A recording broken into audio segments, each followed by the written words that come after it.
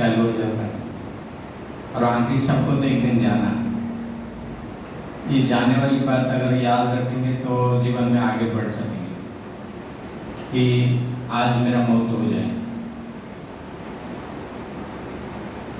तो बाबा जरूर याद आएगा, क्योंकि हम साथ तो ले जाएंगे वही बाबा का दिया हुआ चीज़ संस्कार के रूप से, जो बाबा ने आज कहा ईश्वरीय संस्कार और राष्ट्रीय संस्कार। जब दिल्ली विश्वविद्यालय में पढ़ता था तब मेरे को बाबा का परिचय मिला था, और वहाँ पर गांधी भवन करके एक था जिसके डायरेक्टर हमारे गुरु जी थे। तो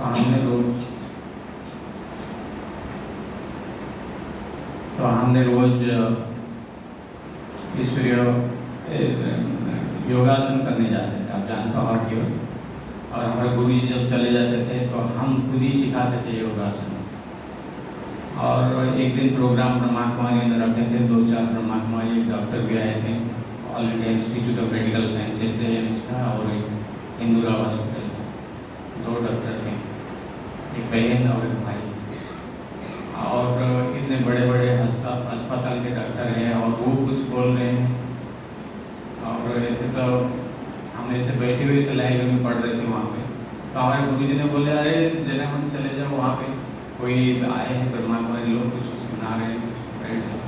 शाम का टाइम था तो हम बैठ गए, और उन्होंने ये बात बताई कि हार्ट अटैक और हाइपर टेंशन जो है, अति तनाव,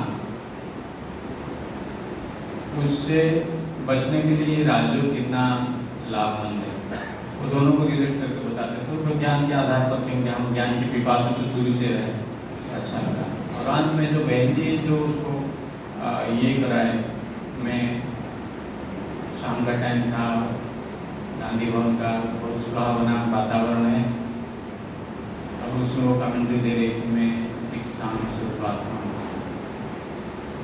परम धाम की रहने वाली, जो भी वो कमेंट्री शाम स्वरूप हूँ, जो भी जैसे बताते जा रहे थे।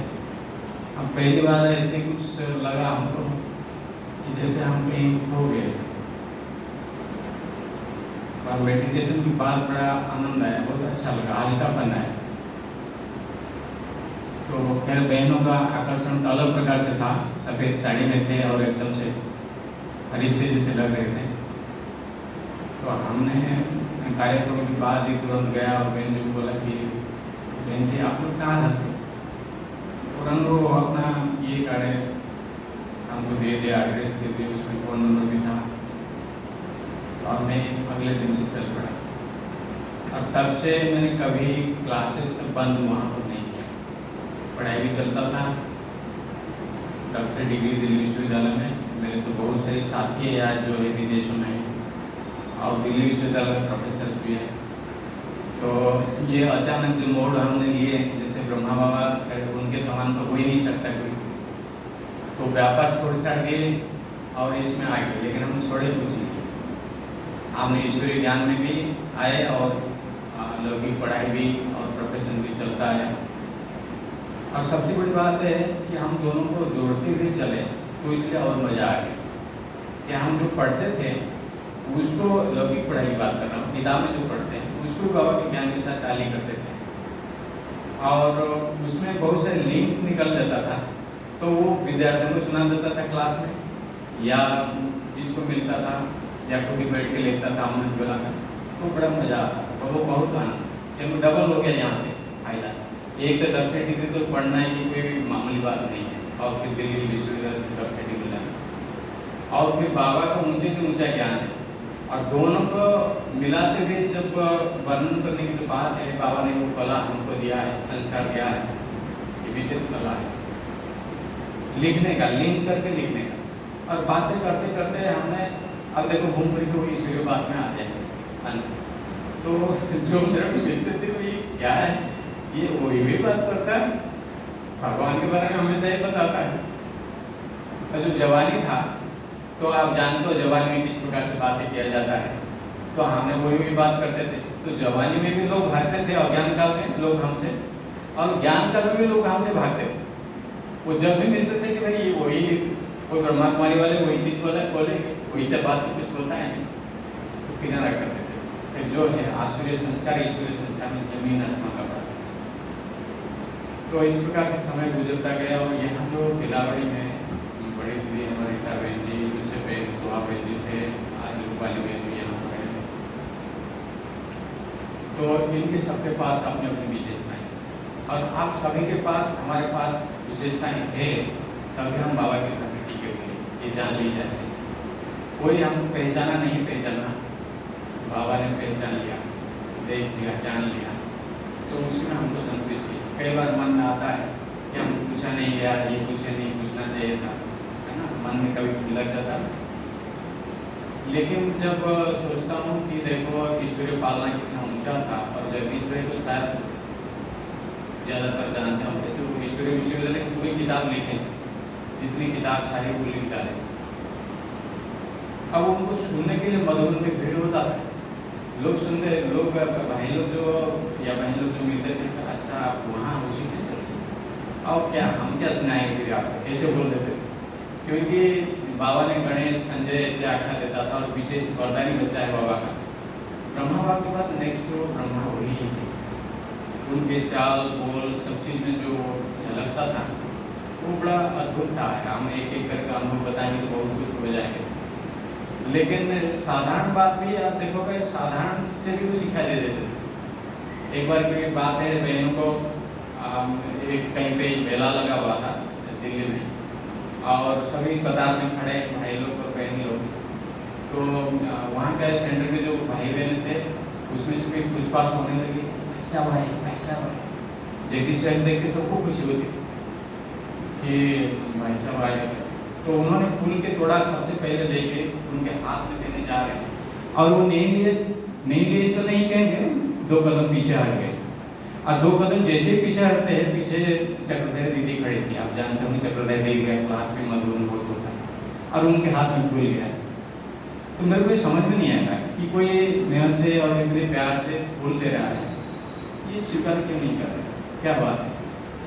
देखो थोड़ी सी मान जैसे संस्कार बन गया, हम चलते हैं कहीं पैर फिसल गया, हम सोचने से पहले तो हम अपने आप को बचा लेते हैं। इनके संस्कार ऐसे हो चुका था, इतनी प्रैक्टिस बाप दादा को ऐसे फॉलो कर चुके थे, वो बिना सोचे भी वही संस्कार उनमें आ जाता था। तो खुल गया किसके हाथ में, बहनों बात में। आज भी बाबा मुरली में बहुत महिमा किया सत्यों का, बहनों का, माताओं का। ये शक्ति सेना है, ये साधारण सेना नहीं, दोनों विकार से छूटते हैं, काम और क्रोध, अहिंसक सेना। और मातेश्वरी का महावीर चल रहा है ना, विशेष स्मृति दिवस। देखो बाबा से इसे पाल रहे हैं, और भाइयों के लिए भी विशेष ये बताऊंगा। एक बार बात है, हम लोग शाम को बैठ के कुछ चिट-चैट कर रहे थे, कुछ युवा भाई लोग, क्लास हो चुका था बाबा के ज्ञान के ऊपर, और उसी समय कोई बाहर एक माइक काफ़ी तेजी से लगा दिया आवाज़, और सेंटर के अंदर वो घुसता था, वो आवाज़ जो है वो बैठने लायक नहीं था, बैठा नहीं जाता था। अब भाई साहब दूसरे मंजिल के ऊपर रहा था। अब जानते हो हमेशा वो पहला एक छोटा सा साधारण सा कमरा है, बड़ा मनन चिंतन में रहते हैं और हमेशा लिखते रहते हैं, जैसे शिव बाबा उनको खुद ही लिखाता है। तो ऐसे तो योगी आत्मा है, तो उनको सहन नहीं हुआ, वो नीचे भी चले आए। हमको तो सहन नहीं होता था, वो तो योगी आत्मा ही। तो जैसे चले आए, हम 8-10 भाई सब थे, और दिल्ली के भाई बहन से ऊंचे लंबे कद के होते हैं, कट्टा होते हैं, तो बस इशारा करके ऐसे बुला लिए। तो बुला लेते, हम सब चल पड़े, भाई साहब क्यों बुला रहे, क्या बात है, ये जरूरी है, आवाज़ की होगी। तो उधर जब गए, वो टेंट वेंट सब लग रहा था, वो हो रहा था कुछ कार्यक्रम के लिए, और एक लड़का खड़ा था वहाँ पे, युवा है। तो भाई साहब आगे आगे, हम लोग सब पीछे पीछे, और हमने भी सोचे कि अभी धूम धड़ाका से लड़ाई होगा, क्योंकि हमने विश्वविद्यालय में लड़ाई विद्यार्थियों का भी देखे हैं, कैसे तर्क करते हैं, वितर्क करते हैं। और जगन्नाथपुर ऐसे जन्म स्थान होने के कारण हम जानते हो मंदिर के पंडित लोग कैसे लड़ते सब झुंड में। तो मैंने बड़ा मौज में चल रहा हूँ उनके साथ में, अब देखो खूब होगा जोरदार लड़ाई। तो जैसे भाई साहब पहुँचे, वो जो देखा मैंने, मेरे को अच्छा नहीं लगा, हाथ जोड़ दी बस, और कुछ नहीं कहा। देखो कितना रिस्पेक्टेड पर्सन है, शिव बाबा जी उनका महिमा करता है और सारी किताब लेके ब्रह्मा कुमारी में दीवाना है उनके नाम सुनते ही। कोई भी साधारण युवा के सामने हाथ जोड़ देगा तो मैं तो निराश हुआ, मेरे को अच्छा नहीं लगा, बड़ा हताश हुआ कि भाई ये क्या बात है। कुछ तो हम और सोच के आए थे ऐसे कुछ हो, ऐसे हो, ऐसे हम बोलेंगे उनको भाई तुमको सुन, जो भी बात आप जानते हो। तो फिर वो वहाँ से चले आए भाई साहब। वो जो बंदा था वो ऊपर चला गया और जो माइक था माइक को दूसरी तरफ घुमा दिया और नीचे आके उसका वॉल्यूम कम कर दिया। आश्रम तरफ से जो आवाज़ आता था वो अपने आप कम हो गया। आप अभी सुन रहे होंगे पेपर में और जगह में टीवी में बहुत खूब आया है कि ये मस्जिद का मंदिर का माइक जो है बंद हो, उसको हटाया जाए, और हटाया भी गया कई जगह पे, तो उसके लिए बहुत दंगा फसाद सब हो रहा है। लेकिन देखो ईश्वरीय और विश्वविद्यालय की चाल चलन के साथ मेरे को तो बड़ा आश्चर्य लगा है कि ऐसे क्यों किए। कुछ दिन के बाद ऐसे चर्चा में और बाबा के ज्ञान में ये पता चला झुको और झुकाओ, झुको और झुकाओ। तो मेरे को यही ख्याल आया उस दिन जो भाई साहब किए वो तो झुक गए उनके सामने, और वो खुद ही देखा होगा कि भाई पूरे सेना उनके पीछे खड़े हैं और ये संस्था के प्रमुख है, मुखिया है, और मेरे को हाथ जोड़ रहे हैं। तो उनको बड़ा शर्म आया तो तुरंत जाके नीचे उसको बंद कर जाता, वॉल्यूम कम कर जाता। तो मेरे को एक नई शिक्षा मिली यूनिवर्सिटी विश्वविद्यालय में डॉक्टरेट डिग्री और फिर दिल्ली विश्वविद्यालय से, और ये साधारण एक विश्वविद्यालय है और यहाँ पे भी लोग ऐसे होते हैं। ये बड़ा अच्छा लगा कि ज्ञान के हिसाब से भी देखो कितना सुंदर जीवन है ये लोग का। तो मैंने सोचा कि नहीं यहाँ ही तो मैं रेगुलरली आऊँगा और यहाँ से ज्ञान प्राप्त करूँगा, क्योंकि मेरे को बहुत कुछ भी सीखना है जीवन में। मैंने कुछ सीखा नहीं, पहली क्लास से मेरे को शुरू करना है। था ये शिव बाबा का क्लास, बहुत ही सुंदर है, बेहद सुंदर है। वो परिवार अभी भी याद आ रहा है, बचपन का दिन भी अभी भी याद आ रहा है। तो एक एक भाई बहन का जो गहरा स्नेह और सम्मान मिला हमको। अभी कुछ दिन बाद ही चक्रवर्ती जी को मिलने जब गए थे, हमने सम्मान से भाई टीचर है, हमारे टीचर है, सब कुछ हमारे लिए किए हैं और निष्काम रूप से किए, कभी भी कुछ नहीं चाहा मेरे से।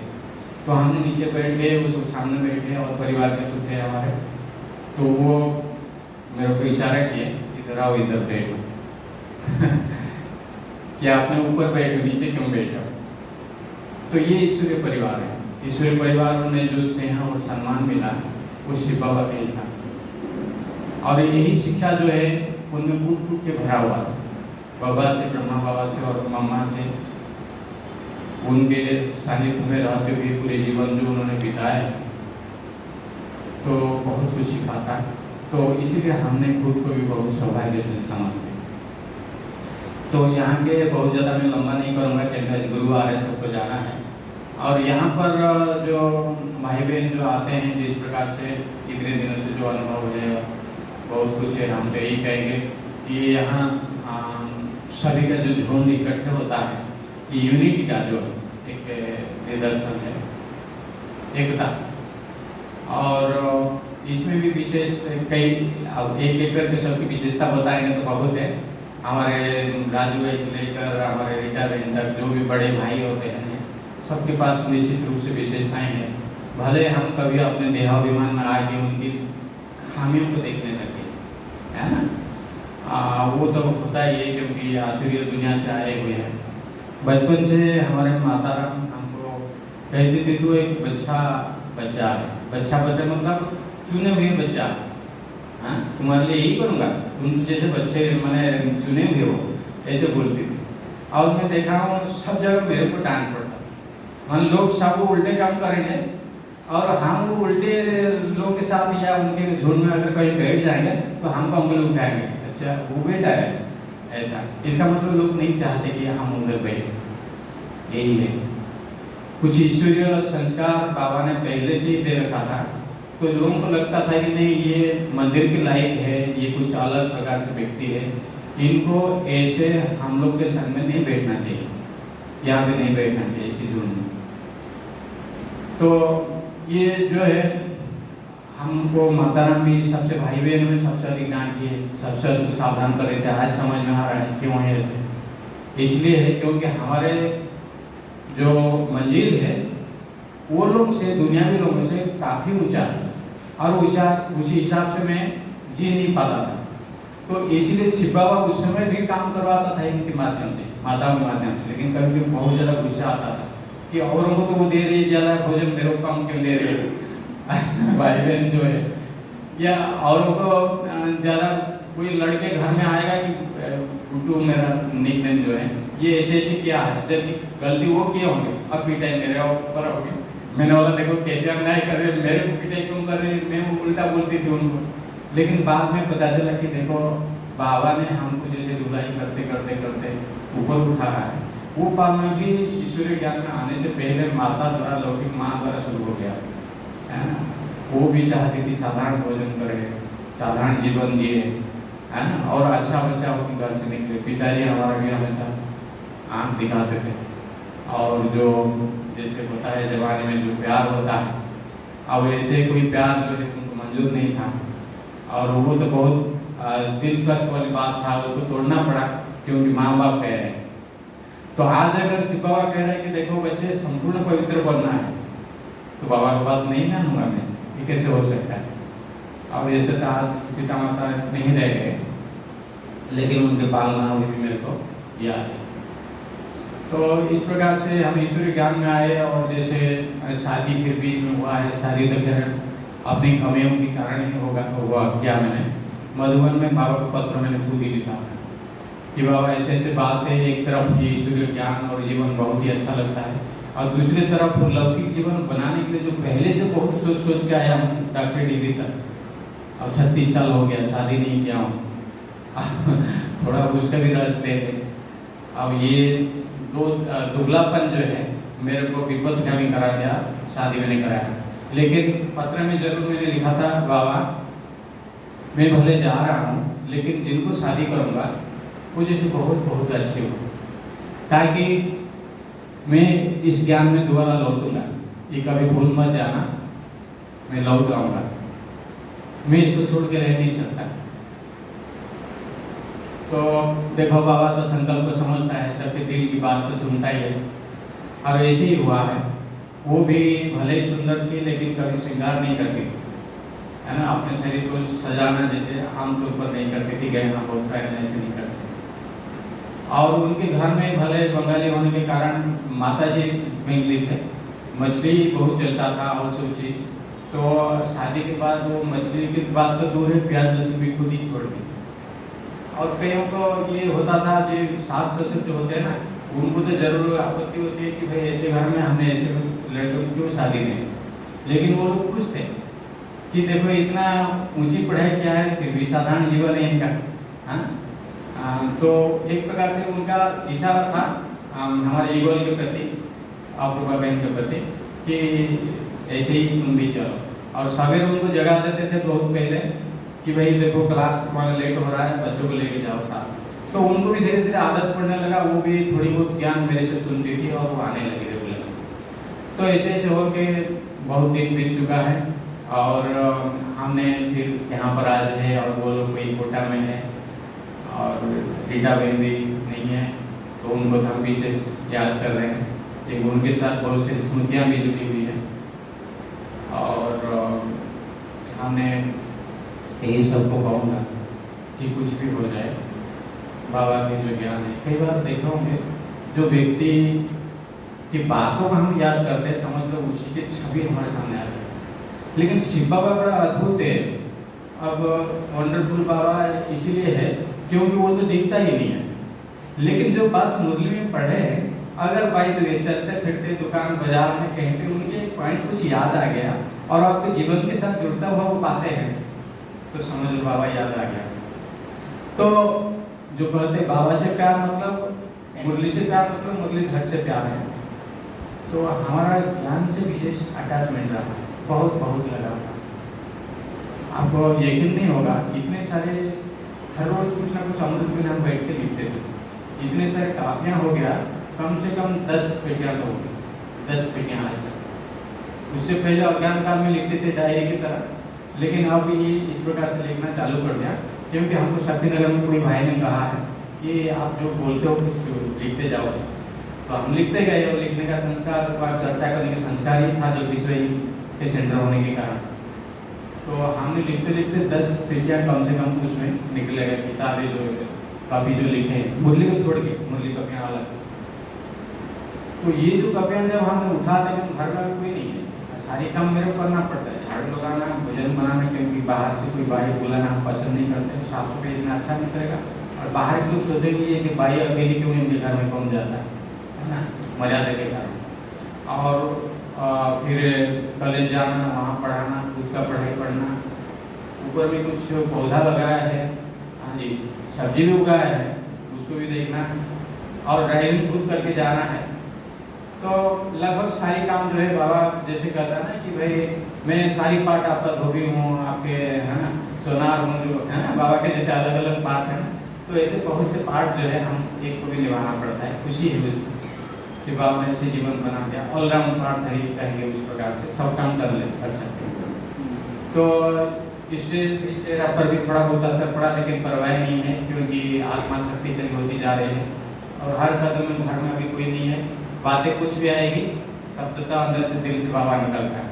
ये बड़ा अच्छा अनुभव भी है। तो हम व्यंजन भी कहते हैं कि आप अलग भी रहो तो भी फर्क नहीं, अगर पास भी रहोगे और अच्छा है ना?